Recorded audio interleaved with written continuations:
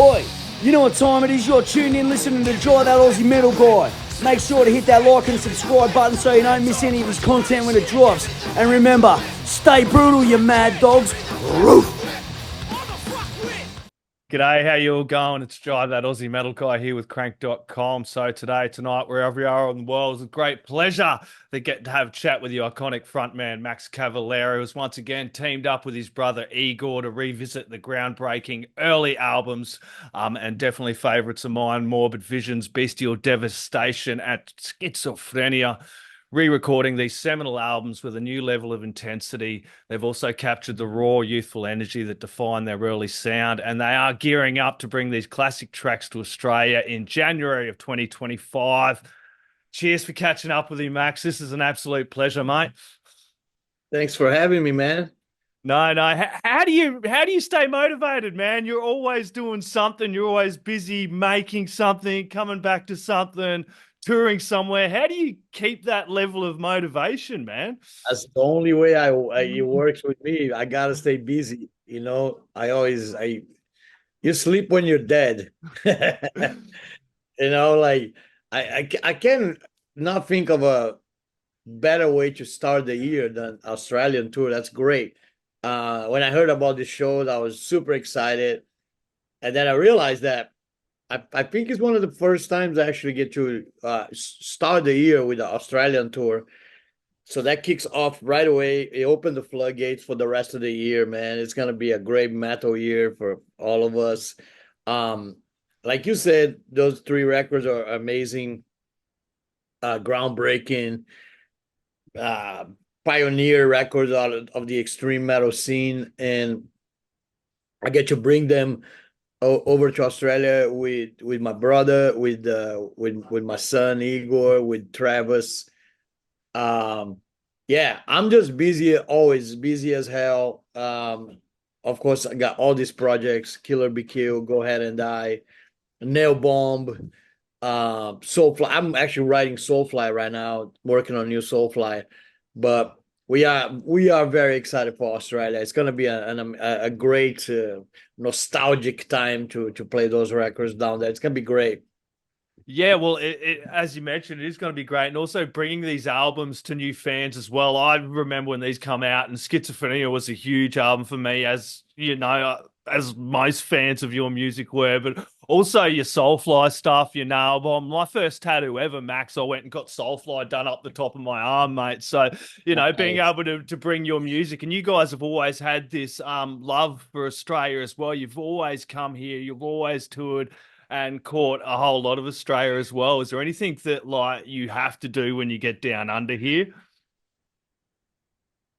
Well, I'm really excited to, of course, I love everything about it. Like from as far as like landscape is, it's freaking beautiful, man. Australia is a beautiful place.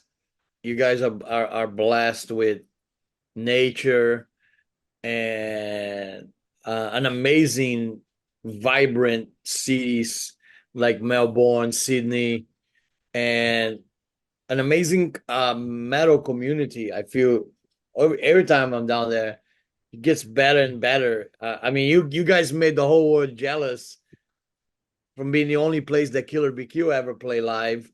We never play anywhere else. It was only Australia, and people. I got so much shit for that. Brazilian guys were like, "Fuck you! You have to bring that to Brazil. You cannot just bring that to Australia." But my first times in Australia were amazing with Sepultura.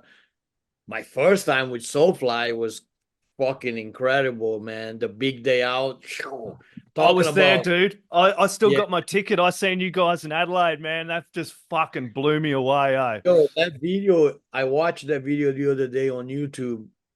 It gave me goosebumps, man, because it's like the beginning of Soulfly. It's like, yes, you guys saw the very first incarnation of Soulfly. And it's always great to come to Australia. I'm excited to we got Hobart too as well. We got one show in Hobart. I've never been there before. And I gotta tell you, one thing I must do when I'm in Australia is get Harry's pie.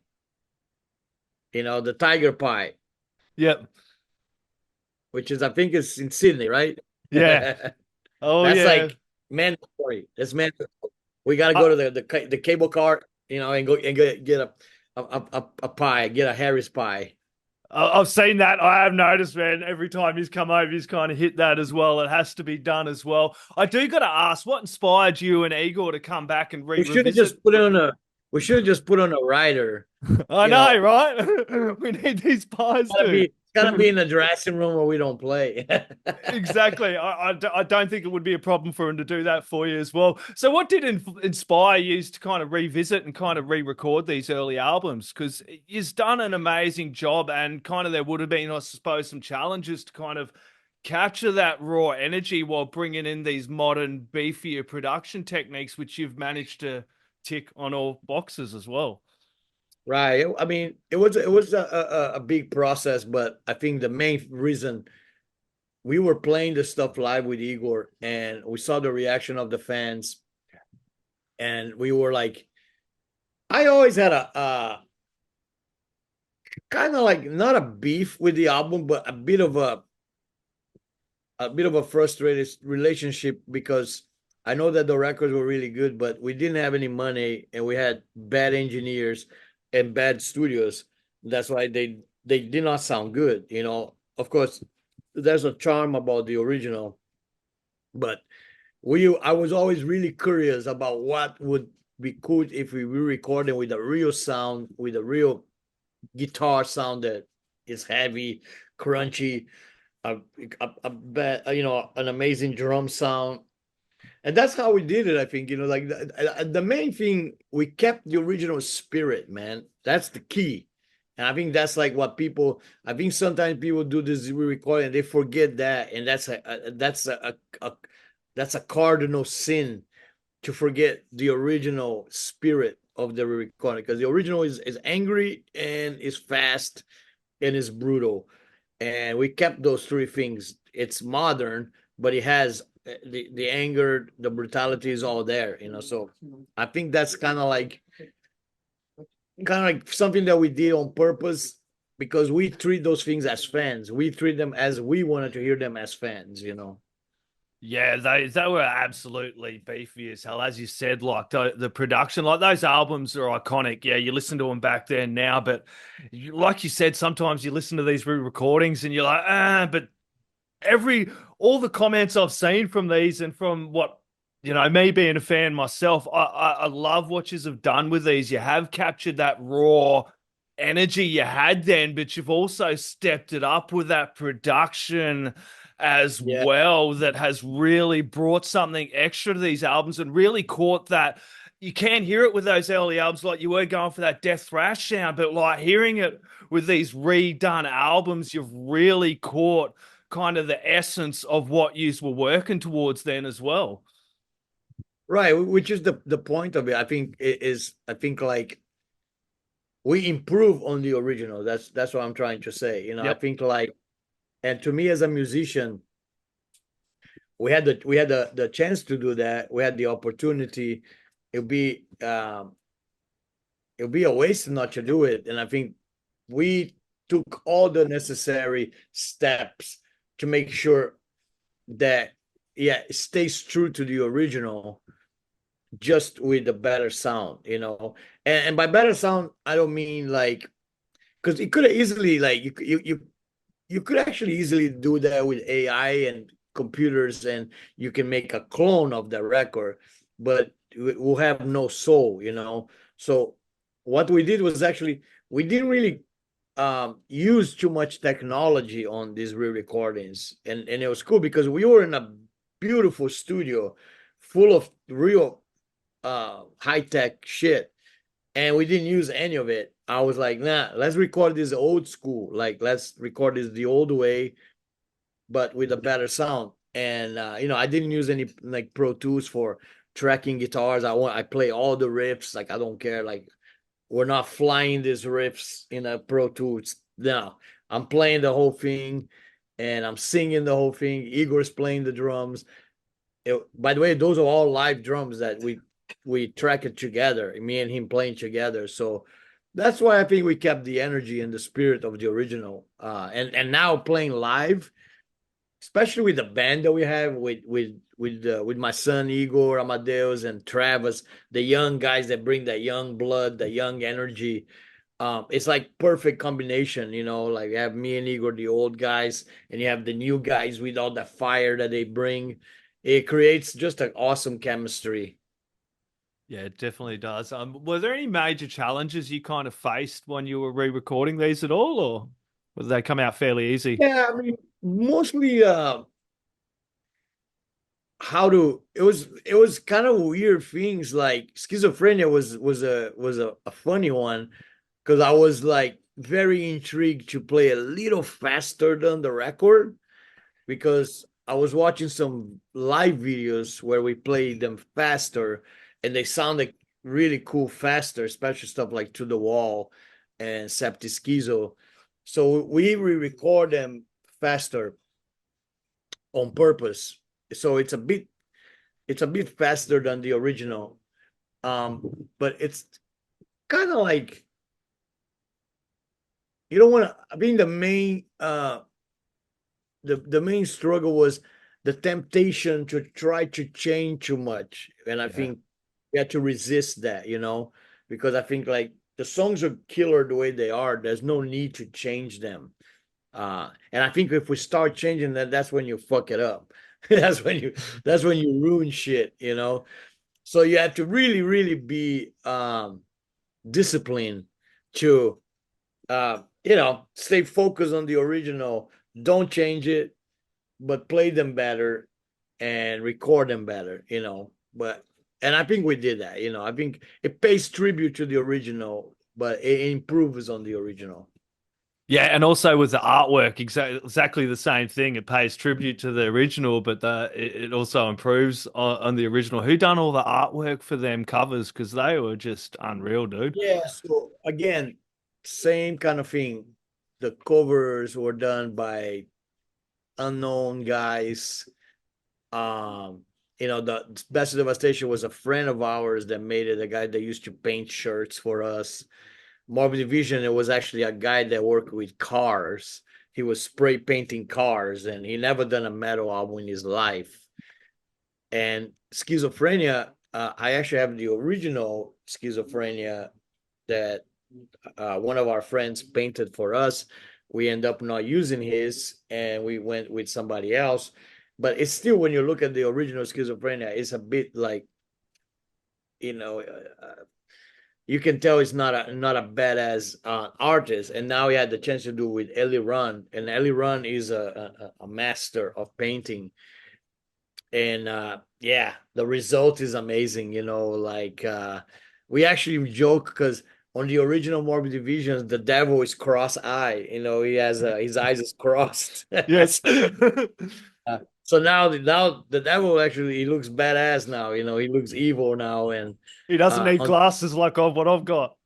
yeah, yeah, and it's Schizophrenia. The guy, in the on the straight jacket looks really like angry and like really psychotic. There's a psychotic expression. So yeah, the artwork, like the music, is also an improvement from the original. Yeah, what was it like coming back to these albums? You know what I mean? It's been a whole lifetime. How's your perspective changed on these earlier works? It made me really have respect for songwriting, of a young kid songwriting. Like I think like we were wild. We really didn't know what we were doing. I mean, the lyrics were all written in Portuguese. We wrote them in Portuguese, and I had a friend translate. So when you're doing that, you have the rhyme element is out of the window, man. There's nothing's gonna rhyme. So it goes against like songwriting itself. And that's beautiful. That's cool. That's punk rock as hell. And then you know, there's some pretentious stuff like Inquisition Symphony, like an instrumental with 1,000 riffs, like it's like really, really pretentious stuff. But I think it's so cool that we were young, trying to come up with different shit all the time. And yeah, and I remember most of the riffs just by heart, by memory, by playing them you know. So it's a bit like riding a bicycle. You never forget once you've done it. You it's with you for your whole life, you know. Um, but there was definitely like moments of recording them that kind of brought me back to those days of the underground, the Brazilian underground. That was so cool to be part of that, man. It was an amazing time. Yeah, absolute bloody pioneers and legend of the scene. You know what I mean? Are there any specific tracks from these that you're really keen to kind of get over here and play live? Because it'd be hard to kind of, you probably want to play the whole bloody lot, but it's hard to pick out which tracks, which ones are you especially keen to kind of get out and play over here? Yeah, so right now I really kind of fell in love with some stuff like Funeral Rites and Mayhem. Mayhem is a big one. And I knew Mayhem was good from remember like playing it live. Um, there's a video when we opened for Venom that we opened with Mayhem. That's the first song we play. Um, and but now it just sounds so amazing with the production that we got to make on the re-recordings, and even like I think it's even cool that Igor kept the drumming the same on like Antichrist, like the prototype uh slam, you know, the it's, we used to call it what was it? Gun machine gun drum beat. Yes. Uh it was before blast beat. There was no blast beat, you know. Didn't nobody had a name for the thing. We call it the machine gun. Igor, do the machine gun.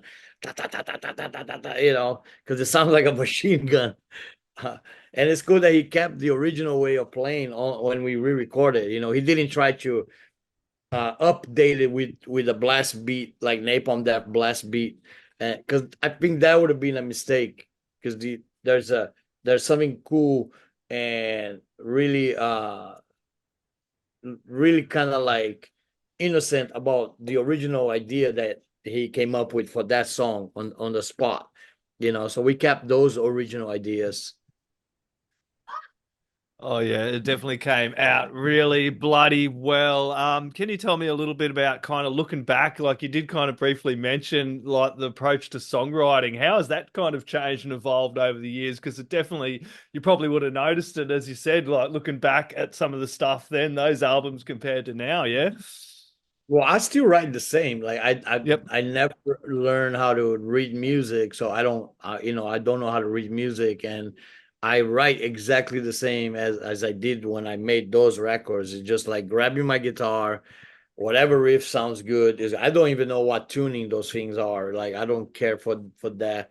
You know, I tune my guitars by ear. So a lot of times I don't know what tune they are in. When I go to the studio, is where we gotta find out. Like, and it's funny. Sometimes I went to the studio, and it's not in any tuning. It's between two different tunings, and you have to like adjust and make go into. You have to go into a certain tune so the roadies can tune your guitar so you can play live. But you know, my way of writing riffs always the same, man. I just love the passion, the feeling. It's all about when you make that riff that feels good and it comes out right, and the emotion you get from making a cool riff is cool, man. It's like it's an amazing moment when you make a riff that you know it's gonna you know you're gonna do some real damage when you play this live. It's great. Awesome. I definitely cannot wait to catch you guys down under live. Definitely playing like a lot of your classic tracks with this one as well. So I'm really, really keen to see the Morbid Visions, Bestial Devastation, and Schizophrenia being brought down under. Max, thank you so very much, mate. Do you have any last words, shout outs, thank yous, or anything else you'd like to add in there, mate? Now I want to just all the Australian fans, young guys that never got to see this stuff, come see it, come check it out. It's the closest thing to being in actually a time travel machine. It's nostalgic. We got the spikes, we got the bullet belts. You know, we go full on. It's all the way back in time, and yeah, if you want to experience some of the energy and the vibe of how it was in those 80s years, this is it. This is the time to do it. It's a nostalgic time, but it's also just go out there and let all your aggressions out, man. That's what metal is for anyway, you know. So I want to invite everybody to come and have a great time watching this stuff with us. There you go. Thank you very much, Max. You have a lovely evening. Cheers, mate. Oi, you're tuned in to Jai That Aussie Metal Guy, so make sure to hit that like and subscribe button so you don't miss any of his sick content. And remember, stay brutal, you legend.